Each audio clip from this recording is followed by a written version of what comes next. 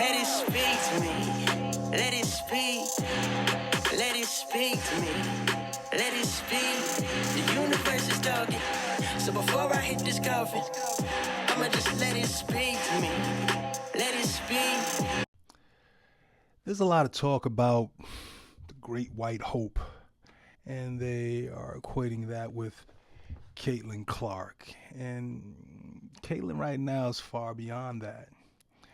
But we need to take a look at who the Great White Hope really was and how it kind of translates in today's sports.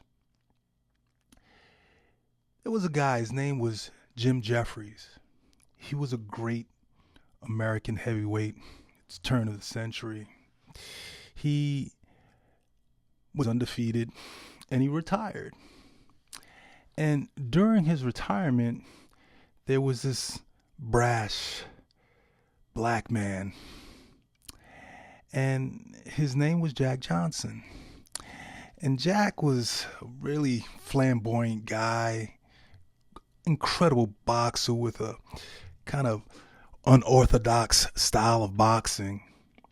And he wore fancy clothes and drove fast cars and usually had a white woman on his arm, and he talked a lot. He was unapologetically black, if you could be that back in the 1900s, early 1900s. And quite honestly, I think this dude had a death wish on his head. But that's the way he carried himself. And Jack wanted to prove that he was the greatest fighter in the world. And at that time, white men thought it would be beneath them to fight black men. So Jack, he defeated all the black fighters, and then he went to Europe, defeated all their fighters, came back to the States, kind of the same thing. They wouldn't grant him any fights. So he kept living his life, fighting, being himself, and talking a lot of trash, quite honestly. And eventually, he got some fights. And he did away with a lot of white champions. And, you know, it really shook this myth that black men couldn't beat white men in the ring because, boxing is the sweet science. And they were saying that black men were weak, not in just heart, but weak in the mind. They didn't have the intellectual acumen to fight white men. And he was shattering that myth, breaking these guys down. So something had to happen. This guy was a menace to society, driving around with white women. What's going on here? We had to do something. We need a great white hope. And they said, let's get Jim Jeffries. He's the guy. He was a great champion. Where is he at? So when they caught up to Jim Jeffries, Jim was living his best life. He was smoking cigars, eating steaks, having a good old time. He had a great career, had a lot of money. He wasn't thinking about boxing anymore. But they put so much pressure on him to uphold the white race, to uphold this myth that white men were so very much superior to black men. You got to do it for us. Jeff, you got to do it. So the pressure was so daunting that Jeff said, okay, I'll do it. I'll be the great white hope. Jeff, he's out of shape, hadn't been in a ring for 6 years. He had to shed 100 pounds. Just think of that. Guy hadn't been fighting. He had to shed 100 pounds, and he has to go against Jack Johnson. This dude was a beast. Jack Johnson, just a physical specimen. And like I said, he had this weird, unorthodox style that his defense was impregnable. And he had these counter punches, and he was just strong as an ox. They convinced him to get in the ring. So on July 4th, 1910, in Reno, Nevada, the fight was on. And they made this makeshift arena, and it had about 20,000 people, most of them white people. And as soon as that bell rung, Jack was on Jim's ass. And he beat him bad, and he taunted him, toyed with him. And the crowd just couldn't believe what they were saying. And by the 15th round, Jim was battered, bloodied, defeated. And so was the notion that white men were superior to black men. I got to go back and do my research because I don't know how Jack got out of the ring. Yes, 20,000 angry, distraught, violent people who wanted really to kill him. And killings happened. There were race riots all over the country, 20 cities, after Jack won. And black people were getting locked up just for celebrating. It was a crime to be prideful that a black man won. And throughout these riots, 20 people died, murdered, lynched, burned, all over a boxing match, a sanctioned boxing match between a black man and a white man. And the black man came out the victor. And the deaths, that wasn't the end of it. They made it a crime to take these films of this match and bring it across state lines because they didn't want, people around the country to see a black man beat up a white man. And they also made legislation. They were coming after Jack. They made this legislation. It was called the Mann Act.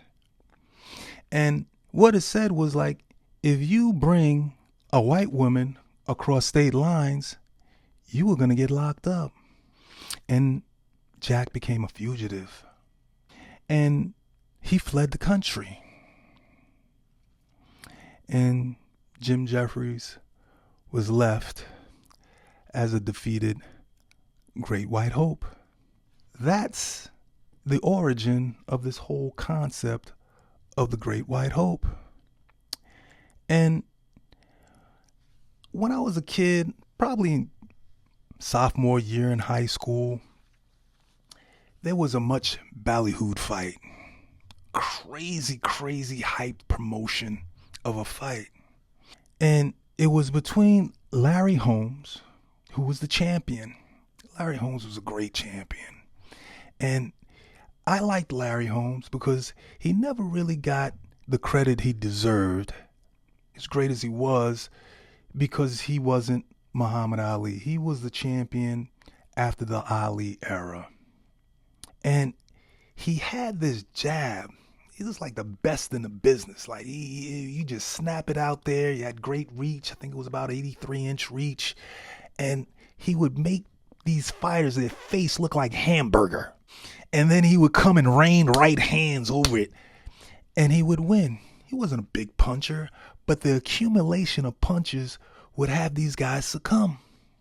And he was making an assault on Rocky Marciano's undefeated record.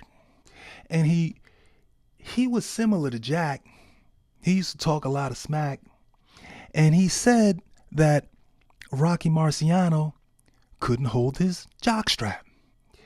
And, the boxing establishment, ooh. And they all know, in reality, yeah, he could never, Rocky Marciano could never be Larry Holmes. Because, if you know anything about boxing, the styles make the fight. And this Larry Holmes was not a small man. He was like 6'3", 220. Like I said, he had a long reach. Rocky Marciano wasn't even bigger than me. It was like 5'10", 185, 190 pounds. He wouldn't have had a chance against Larry Holmes in that jab. But the boxing establishment didn't like what he said. And Larry Holmes ruled the heavyweight division for about 7 years or so, and he started getting a little old. And there was a guy that started coming up in the ranks. His name was Gentleman Jerry Cooney. Huge Irishman. Like Paul Bunyan type dude. And he was knocking out guys so viciously, so violently. I mean, he was an opposing figure. Now the guys he was knocking out with tomato cans, older guys out of their prime. And, one fight he had was with Ken Norton. Ken Norton was another great fighter, but he was out of his prime. And, in boxing, as you're going up, you got to have these pelts. You have to have these notches on your belt, these names. And Ken Norton was a good name. And Jerry Cooney almost killed Ken Norton. And to this day, I think that Ken Norton, he died recently, but I think that fight helped hasten his death. I mean, it was so brutal, so vicious. I don't know who that referee was, but she should have never, ever referee a game again, because as, Ken Norton was unconscious on the ropes and he was still letting Jerry Cooney, this huge man, just punch him in his face constantly. It was scary to watch. So that set up a fight. Jerry Cooney was the number one contender. Larry Holmes, this champion that was making an assault on Rocky Marciano's record. It was sort of the same feeling when Hank Aaron was making assault on Babe Ruth's home run record. A lot of communities didn't like that. And they didn't like that Larry Holmes spoke ill of Rocky Marciano. So Jerry Cooney became the next great white hope. And like I said, it was highly promoted fight. They had two promoters. They had Bob Arum and Don King. I mean, it was a huge fight. 1982, the fight was set. It was at the Caesar Palace in Vegas.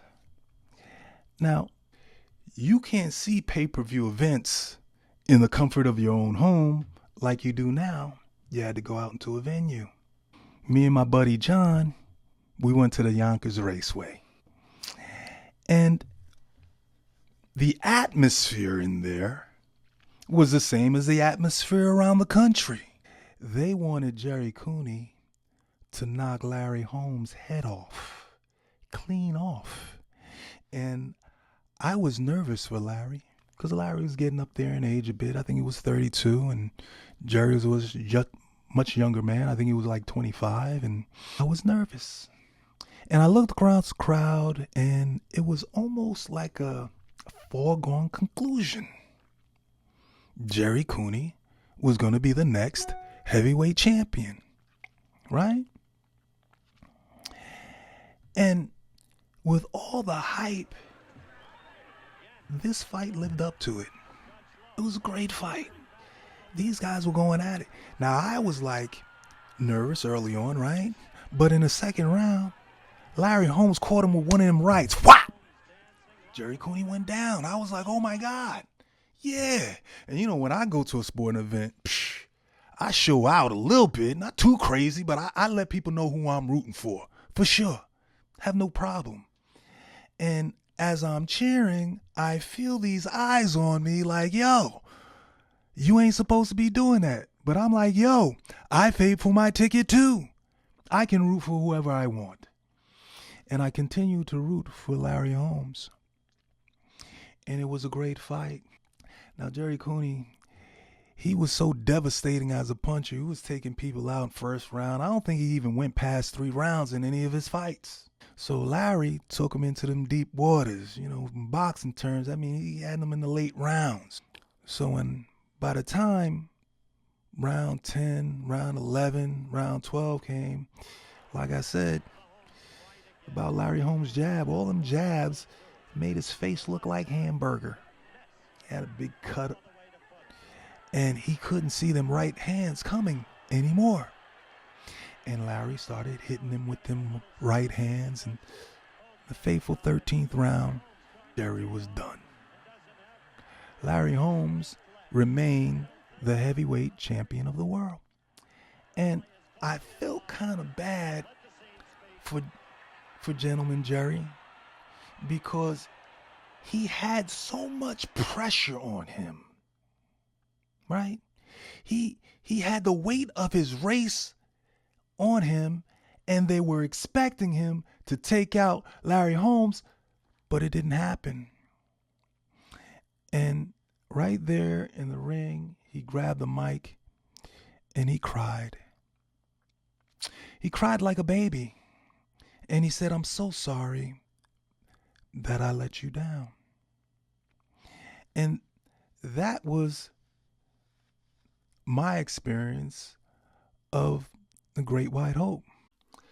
Now, a lot of people are using the phrase the Great White Hope with Caitlin Clark.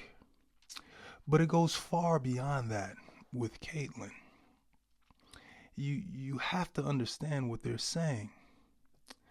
Now, there was a man, a great man, who I kind of fashioned this show after. His name was Joe Madison. He was a longtime radio host, African-American activist. He was a very great man. He died last year. I think it was in January. And during the last, year or so of his life, he went on a hunger strike. And he wanted to shed light on the fact that we were losing our voting rights right before our eyes. He was a very wise man, and he was a very woke man, and thus the title of the show. And one of the things he said that stuck with me, taught me a lot, but this thing that he said stuck with me, and it's a phrase he used to use all the time, and he used to say, "Listen with the third ear." And that's what I want you guys to do when you start listening to the commentary of sports.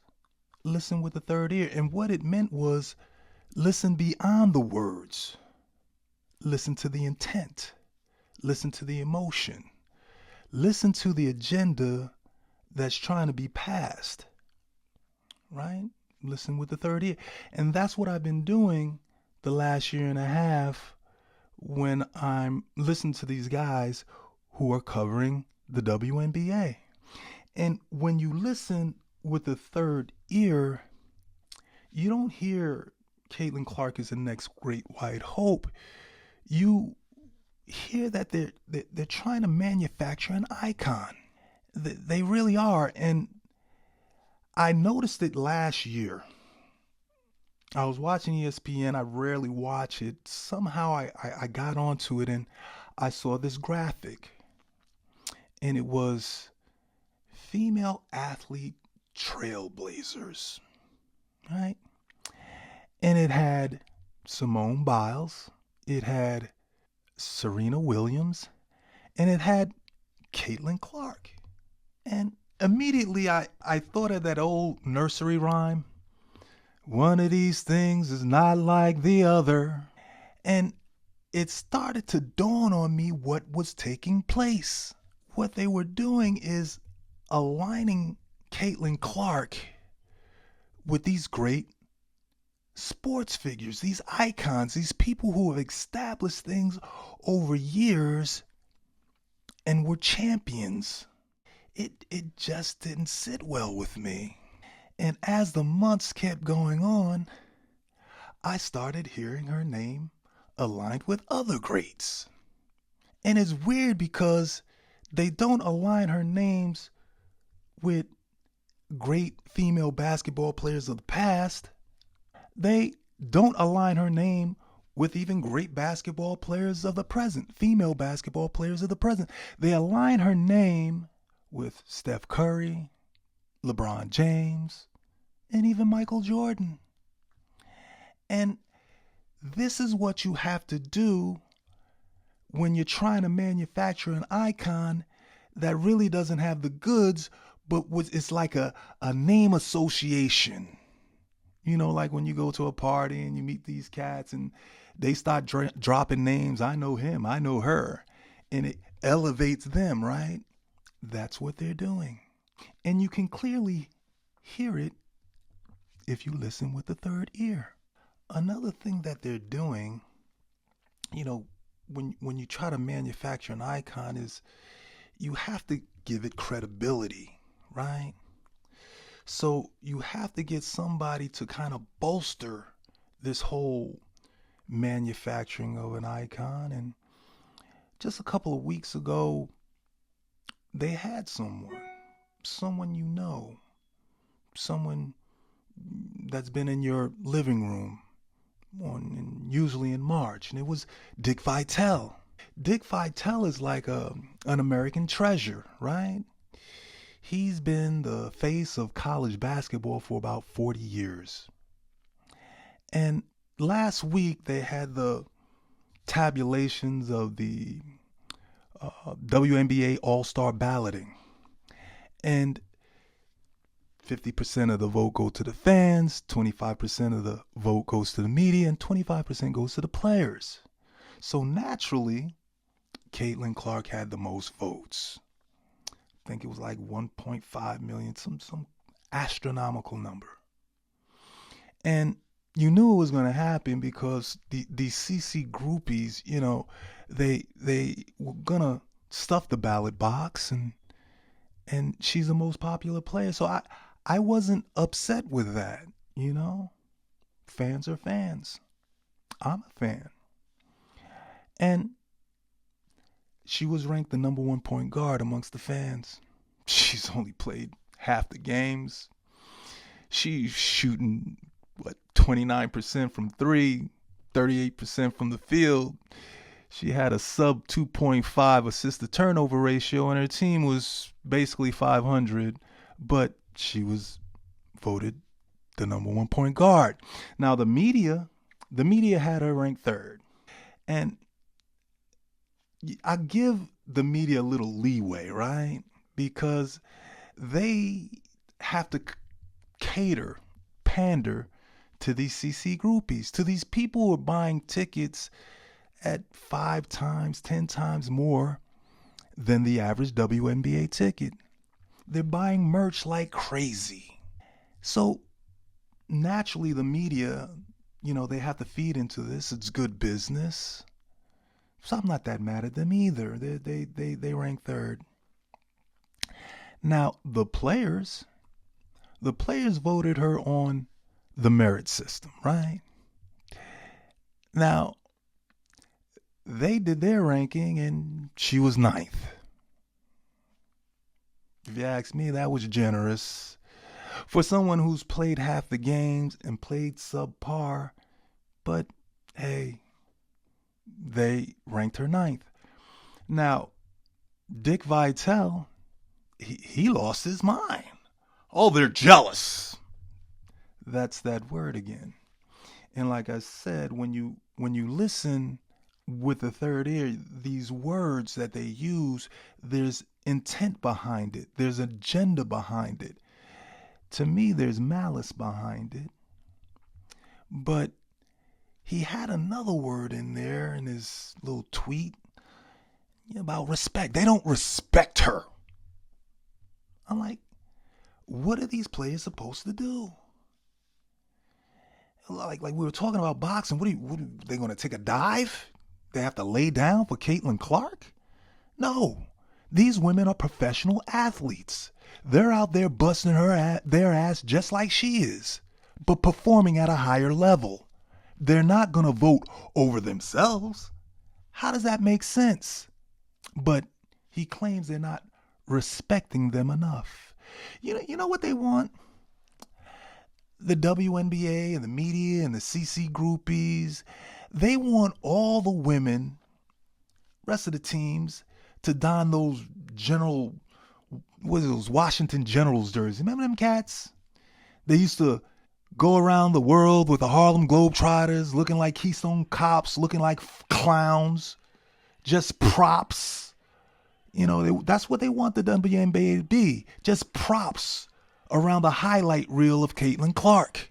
Watch her do logo threes like Metal Arc Lemon used to do those half-court hooks. That's what they want. But it's not going to happen because these women are competitors. They work hard. They're playing at a high level. And it's just not going to happen. They're not going to contribute to this manufacturing of an icon. There's one guy, this one guy, he's like the foreman of the factory, this manufacturing of an icon factory. His name is Colin Cowherd.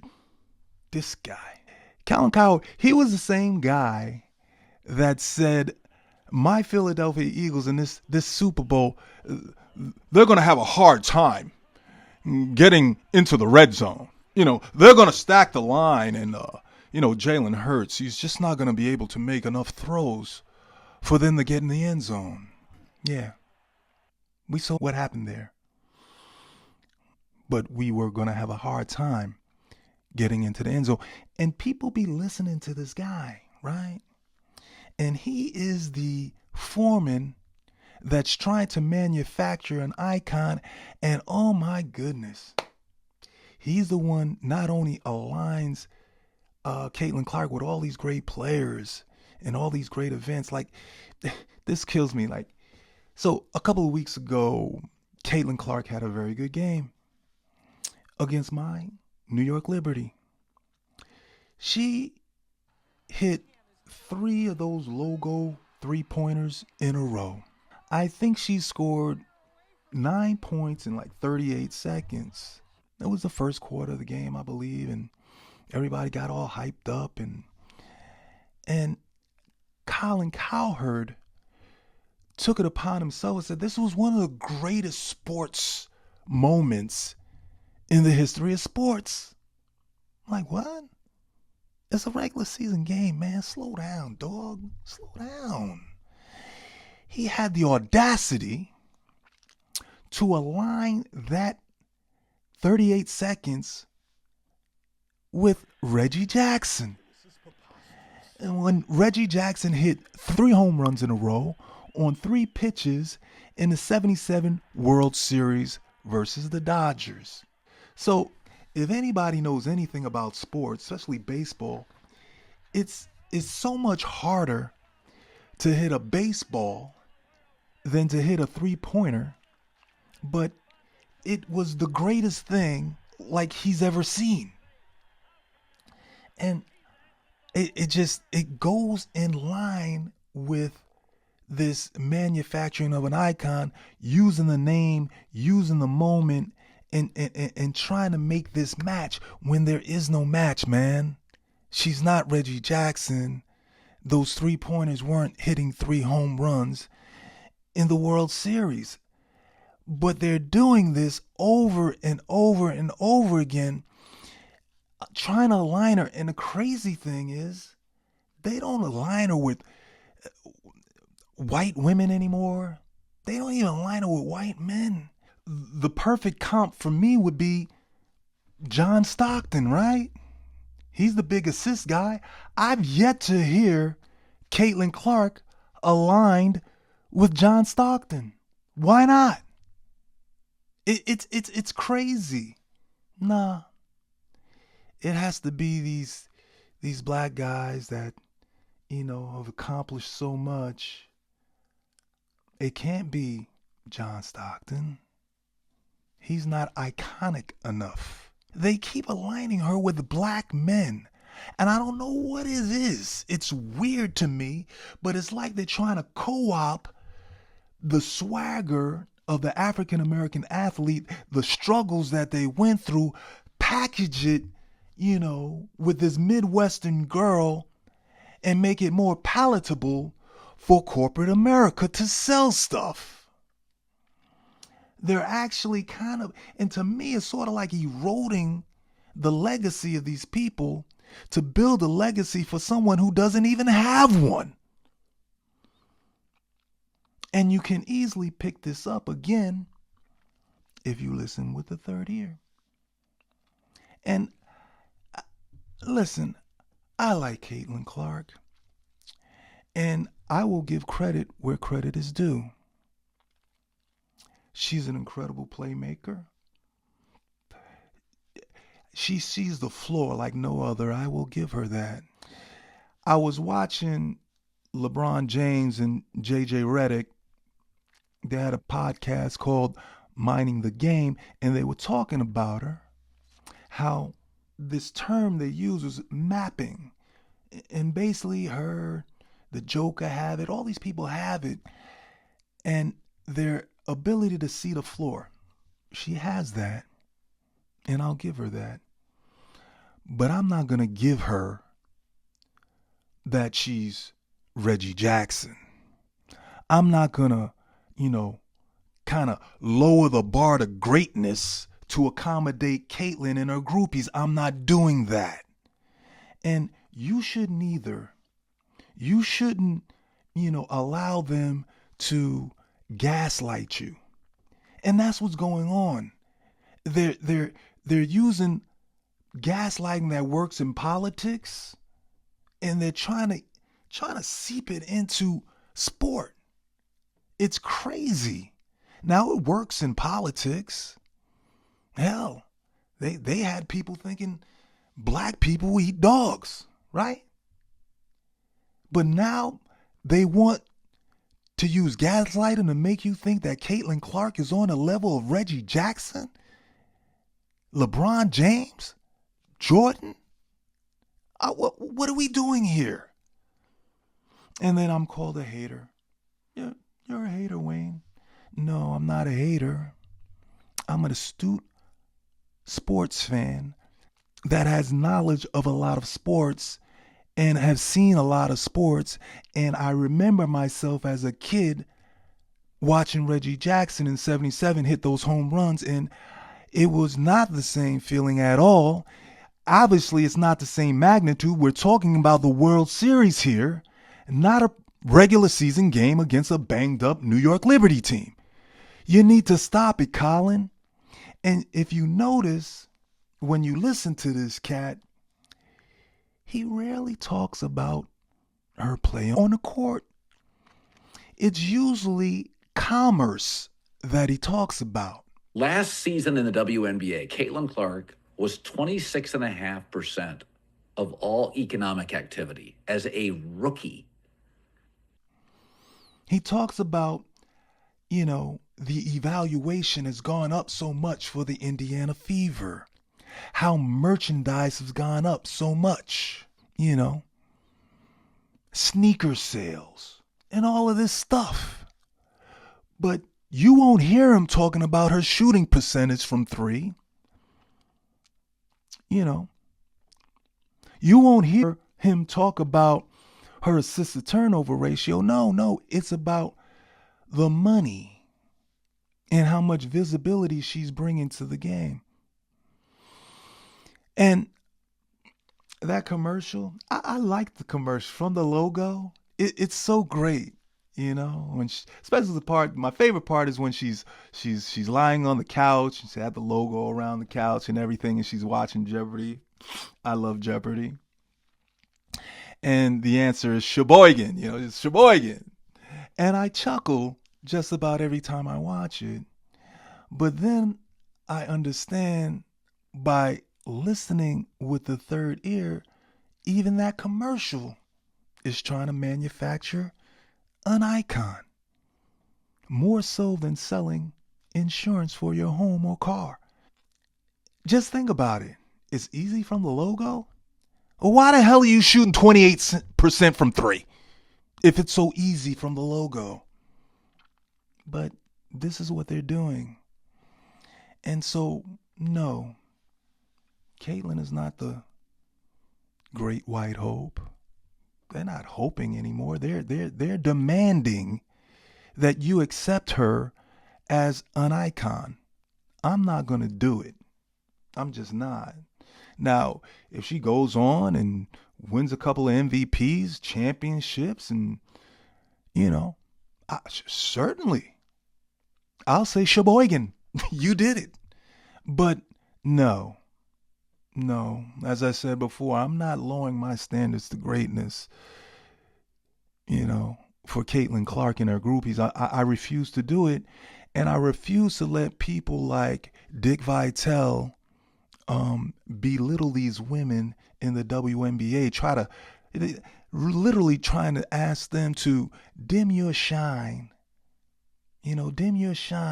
so you can elevate her. Throw on those Washington Generals uniforms and make her look good. Nah. Caitlyn, if you want to be an icon, you're going to have to earn it. And I don't care how much money they throw out at you and how many jerseys are bought, how many sneakers are bought. Icons do it on the court. Yeah. Icons do it on a gridiron. The impact has to start with winning a lot, often, consistently. And until she does that, she's not, to me, another good player in the WNBA. Nah, not a great white hope, not a icon, just another good player in the WNBA. Speak to me, let it speak, let it speak to me, let it speak. The universe is talking, so before I hit this coffin, I'ma just let it speak to me.